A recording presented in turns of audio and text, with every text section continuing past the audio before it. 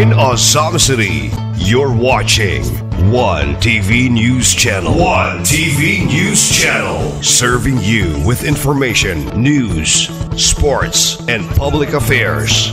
One TV News Channel. One TV News Channel. Serving you with love. Ang telebisyong pangmasa. One TV News Channel. One TV News Channel.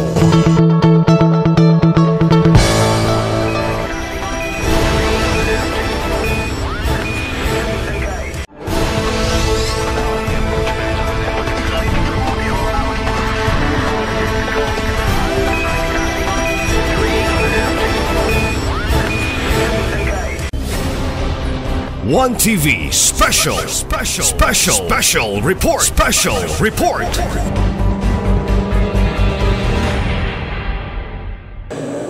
May request the Secretary for the roll call. Yes, Honorable Chair. Honorable Neri. Present. Honorable Lim. Honorable Romero Disikan. Honorable Suiso.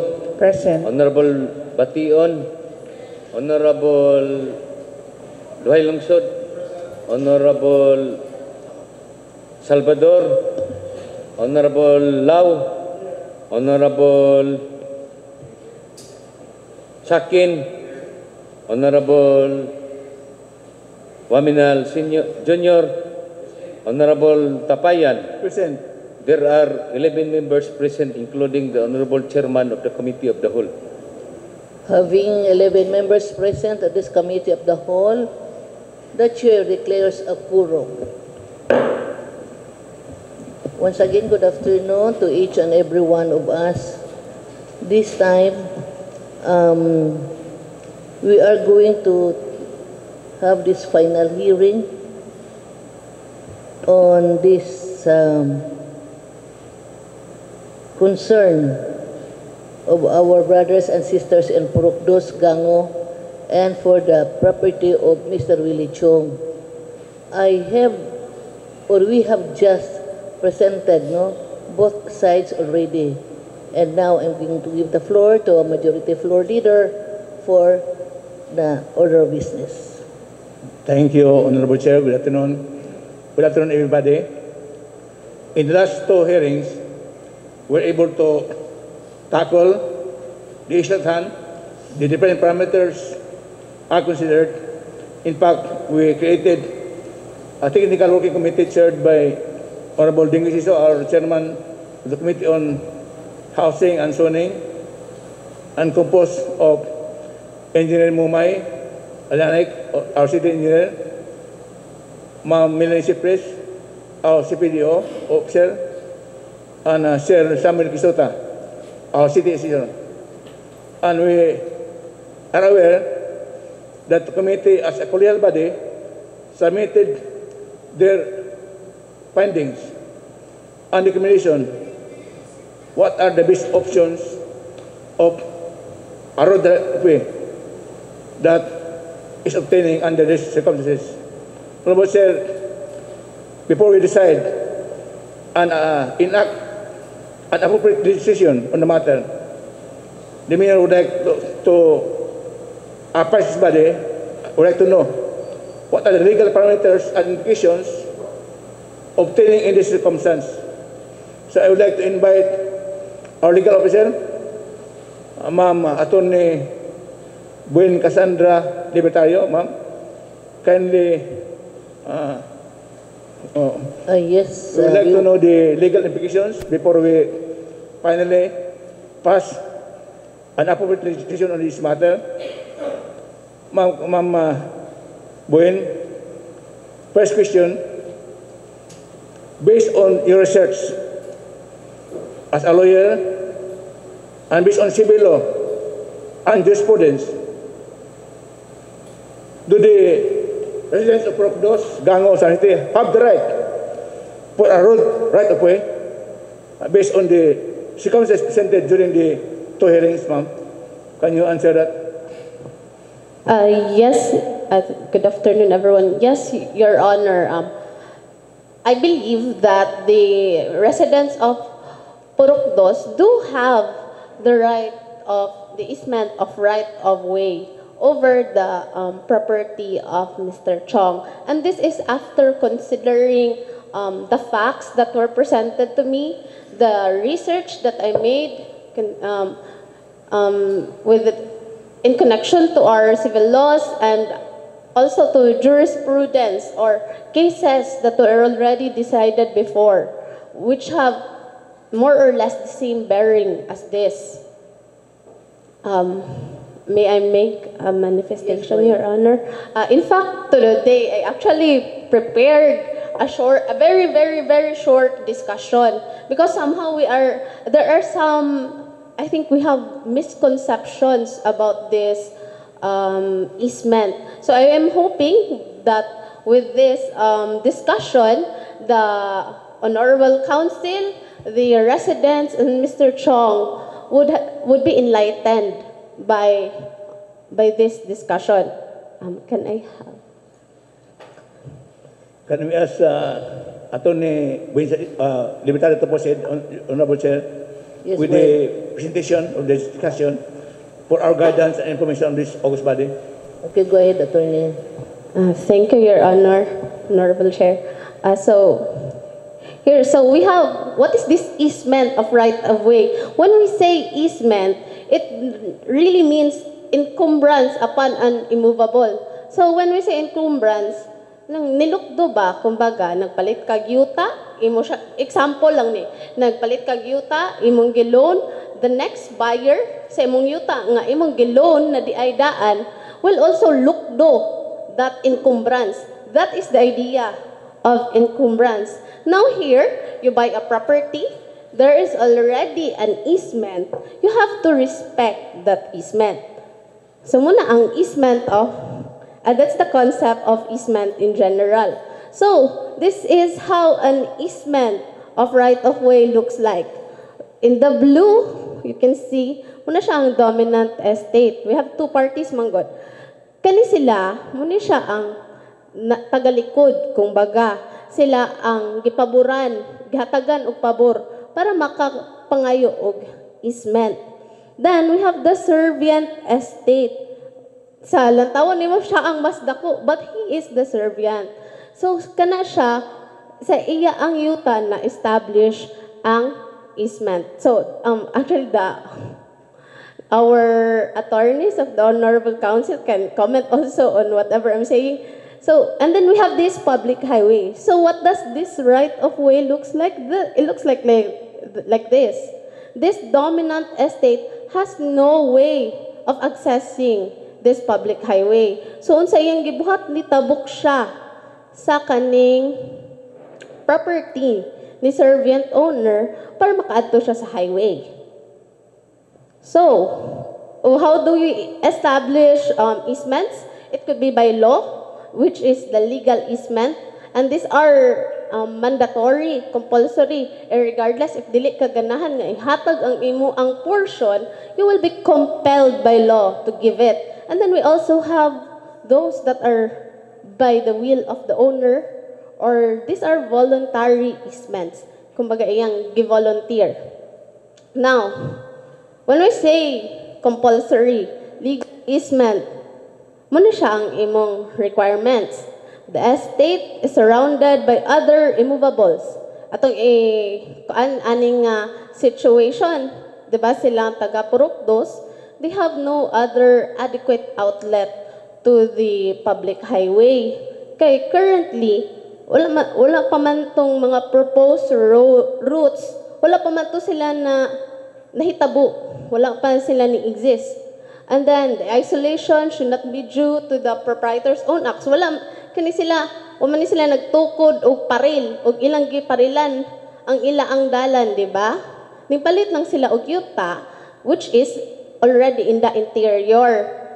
Now, the third requirement is least prejudicial to the servient estate, and if inconsistent with that, shortest mode to the shortest way to the public highway, which in this case, ato naman ning discuss from the reports of the technical working group, di ba? Nga if we go to option 2, ay option 4, katong muagi kay Fiel, muagi pa kay Espiga,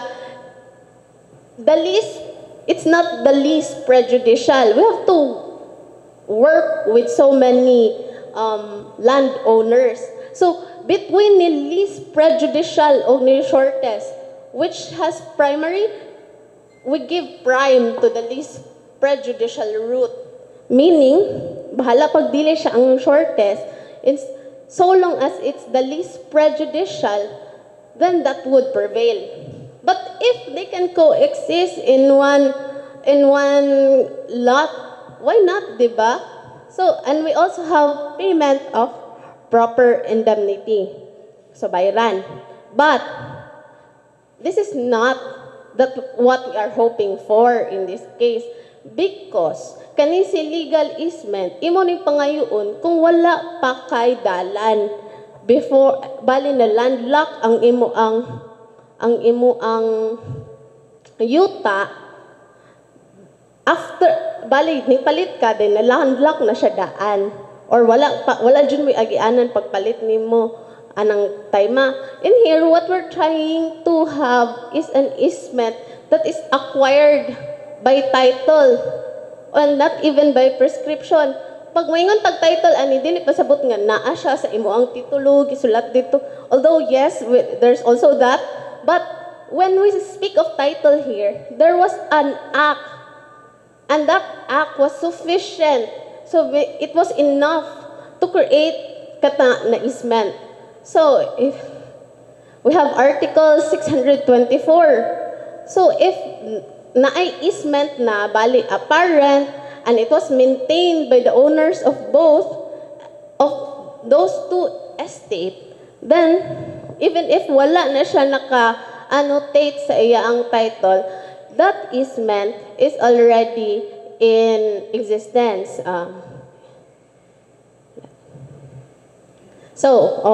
Example kani si case ni Rosel og ni Mendoza. Sa ani nga case kay gi-close niya ang kanang easement nga naa na daan pagpalit ani ni Rosel og ni Nator. Then si Mendoza pod na other owner iya tong gisirado katong nag-exist na daan na easement.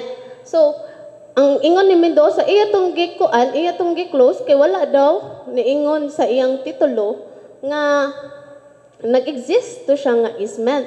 However, when Mendoza during a case when Mendoza came into the community, kumbaga, nakabalo siya nga naanan ning dalan. There was this existing easement. So, ang ingon ni Mendoza nga, iya tong gisirado kay wala naka-annotate, cannot be tenable because his knowledge is actually binding already. Anyway, I actually have questions. I just want to... Anyway, you have made a successful explanation about the right of easement, right of way, Honorable Chair. My next question for the guidance, Ibade, in your presentation, I saw number 4, payment of proper indemnity. Under the circumstance, Honorable Chair, where the easement existed for how many years, based on civil law provisions and on jurisprudence, are the residents of Procdos obliged to pay the proper indemnity for the existing easement? Honorable Chair? Yes, Attorney, you have the floor. I do not believe they need to pay the indemnity, Your Honors, because again, as I said, in this case, if we ask for the compulsory easement, kato ni siyang wala pa nahitabo. What I'm trying to paint here is that kanimanggong easement sa Purukdos is a voluntary easement. Why can I say that it's a voluntary easement? Because, di ba, Kapitan and Mr. Chong even concurred nga. Nagsabot sila. This was the path before, di ba? Unilang agianan. And then they said they agreed to move that path to here because he will develop his property. So na ay agreement. This is like any agreement, it's a contract. There is binding. It is already binding because he knew of he acknowledged this is meant. So acknowledge this is meant. He cannot say nga, ay wala na nag-exist nga dalan. Because, di ba? Okay, Honorable Sir. Before we'll ask Sir Willie Song to respond, ato nining tingbon, no? You said that there's no obligation of the residents to pay compensation because the easement existed long before, many years ago, and recognized by the property owner.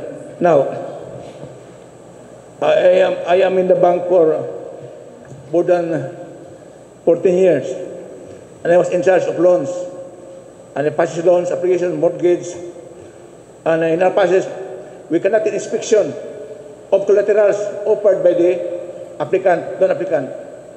We see to it that all the encumbrances are recognized by the bank. So that's my experience with the bank.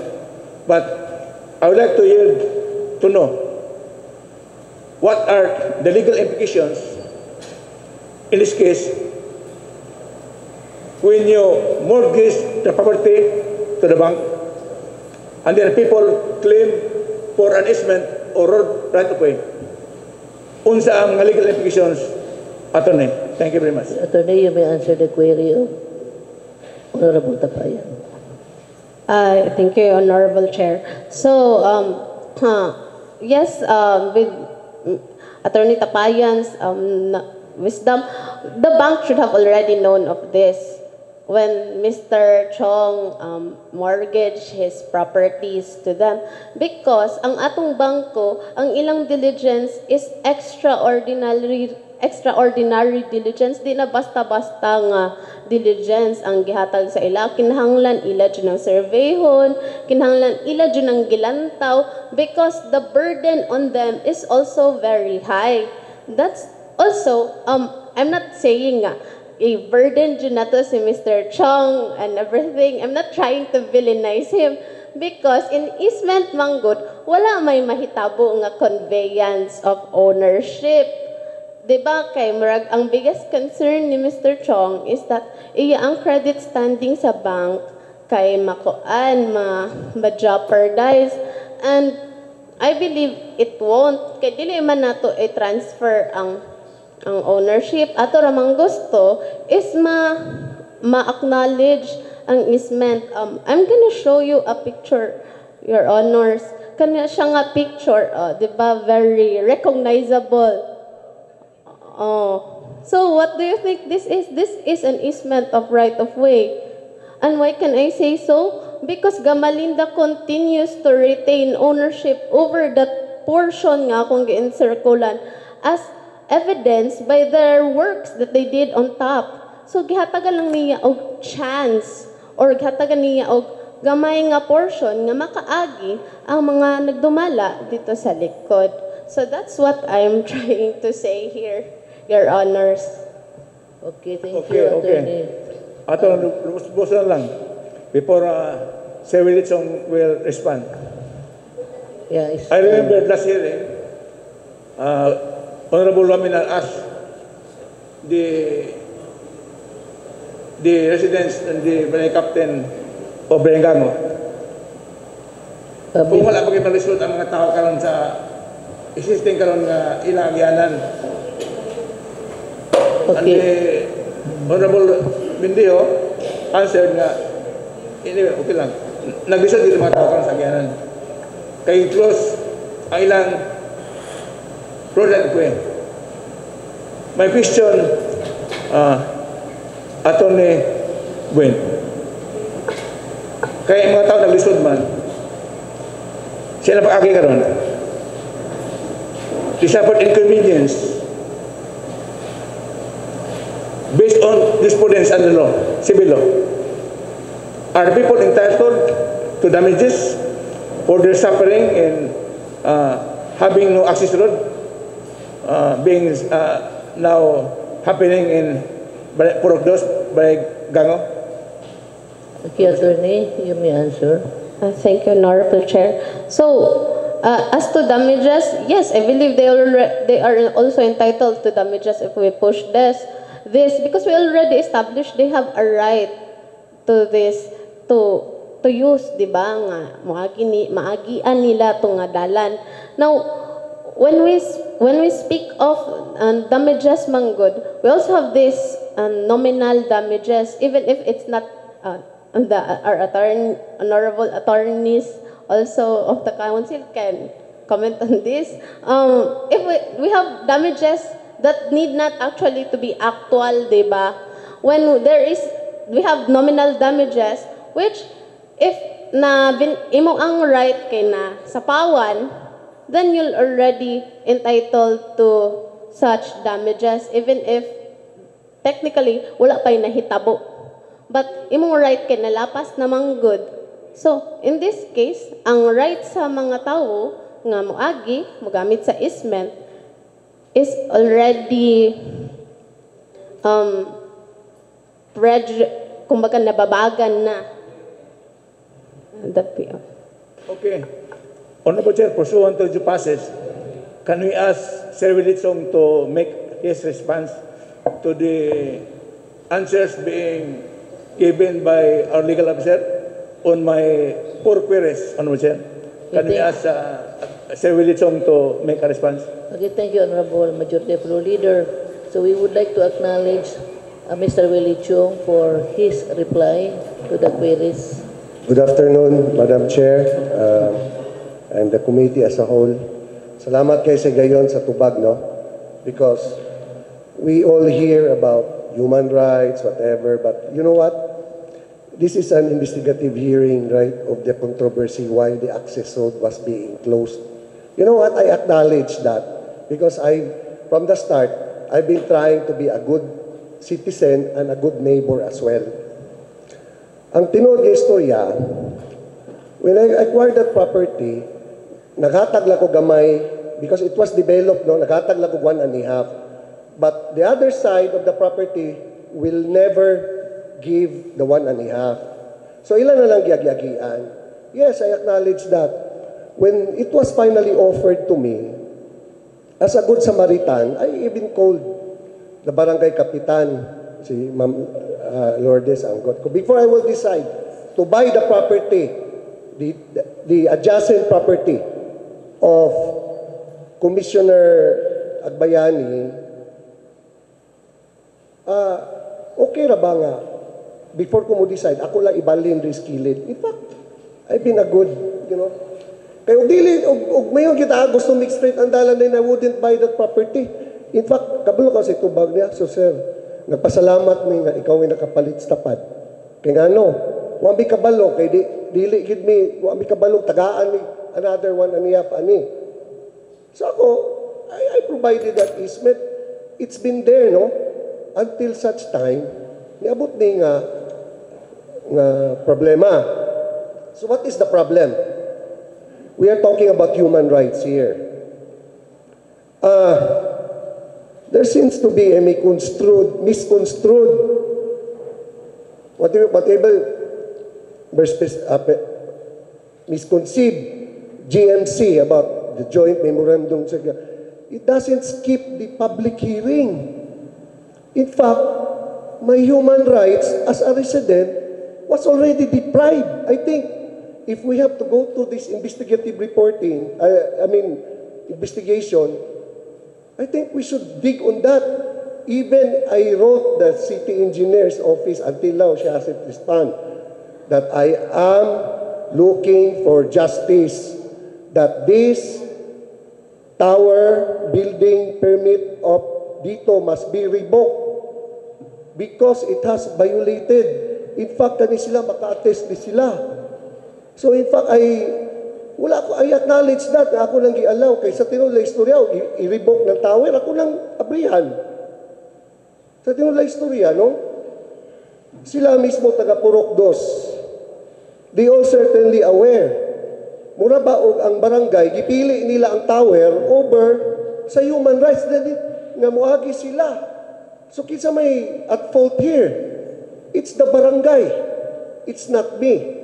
Because you know what? I don't close it just to inconvenience the residents. Ako nang gi-close to send a message nga I'm against the construction of the tower because it's right beside me.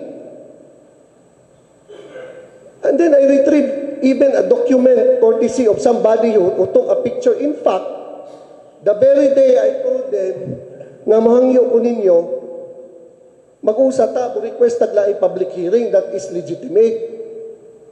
In fact, ako kayo sila gisultihan, sir, sa may, kaning dalan ba? Ako ning giabrihan.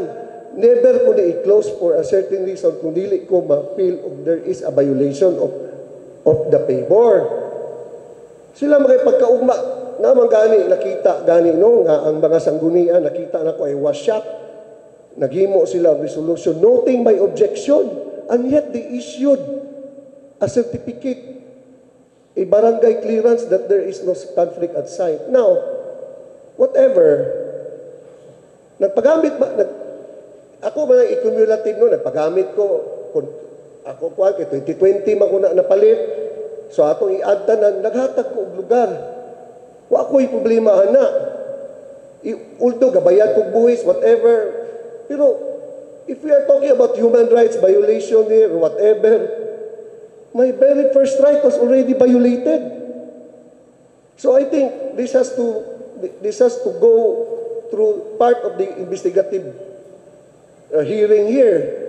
Kaya bisa pangutanon nimo niya Purok 2, o siguro, honestly, if you ask them, papilion ta mo, tower o dalan? Ngayon, yung siglag dalan, saan mo naman ng tower? Bisa kita gani, wakay tayo dito, siguro ka SIM card direct. What's that significance? And then, this dito, I don't know, nga nung naa sila impunity, no? To go around just because of the GMC. Now, the GMC has been used as a wrong tool. Walay klaro public hearing. That's why the public hearing is required for residents to be aware of the dangers of the tower or educate them. One TV special report.